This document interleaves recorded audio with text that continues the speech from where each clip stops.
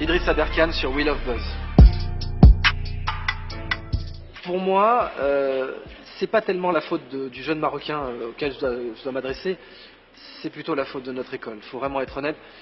Au début, notre école était compétitive pour capter l'attention.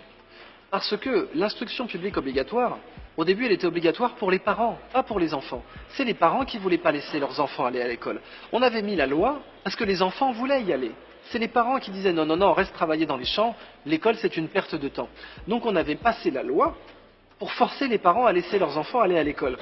Parce qu'à l'époque, pour un enfant, entre emballer du foin et apprendre la vie de Jules César, le calcul était vite fait. Jules César, c'était beaucoup plus intéressant. Et donc, l'école était compétitive. Mais entre-temps, il y a eu la radio, et l'école n'a pas changé. Il y a eu la télé, et l'école n'a pas changé. Il y a eu Internet, l'école n'a pas changé. Il y a eu le smartphone, l'école n'a pas changé. Il y a eu les réseaux sociaux, l'école n'a pas changé. Aujourd'hui, l'école n'est plus obligatoire pour les parents, mais pour les enfants. Les parents savent que leurs enfants doivent aller à l'école parce qu'ils vont avoir un meilleur salaire. Mais les enfants, ils ont Internet, ils ont... L'école n'a pas changé, ni face à la radio, ni face à la télé, ni face à Internet, ni face au smartphone, ni face aux réseaux sociaux. Évidemment qu'aujourd'hui, elle est plus compétitive. Il faut qu'elle se remette en question. Capter l'attention humaine, c'est un métier. Et il faut respecter ce métier avec un savoir-faire et une expérience. Et tous ces médias que j'ai cités, qui sont des médias de masse, savent capter l'attention et le temps. L'école pourrait capter l'attention et le temps. Mais c'est à elle de se remettre en question. Donc, pour conseiller ce jeune Marocain qui aurait des problèmes de concentration, bien, aujourd'hui, dans l'administration scolaire, aussi bien en France qu'au Maroc, quand il y a un échec, vous savez ce mot échec scolaire. Moi, j'aime beaucoup ce mot parce que, pris au pied de la lettre, il signifie que c'est de la faute de l'école. Échec scolaire.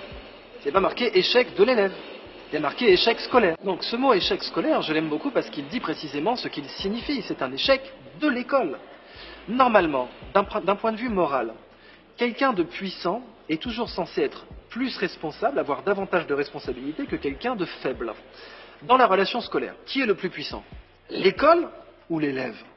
L'élève, c'est le moins puissant. Pourquoi lui faire porter la responsabilité de l'échec si toute la structure est aussi engagée dans cet échec? Quand il y a un échec scolaire, l'école est également responsable. Je suis désolé. Et j'en suis d'autant plus désolé que, du temps des grandes familles nobles en Europe et en Afrique, bien, les précepteurs, ils avaient une obligation de résultat, parce que le fils était noble et qu'il fallait qu'il réussisse. Échec scolaire, pour moi, l'échec scolaire est l'échec de l'école à capter l'attention.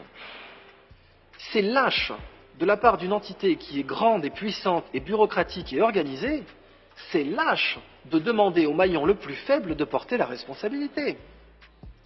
Une entité qui a autant de moyens, qui a autant de capacités, qui a autant de bureaux et de bureaucrates qui vont avec, demander à l'élève qui est le plus démuni, qui est le plus fragile, de porter la responsabilité de l'échec, c'est lâche.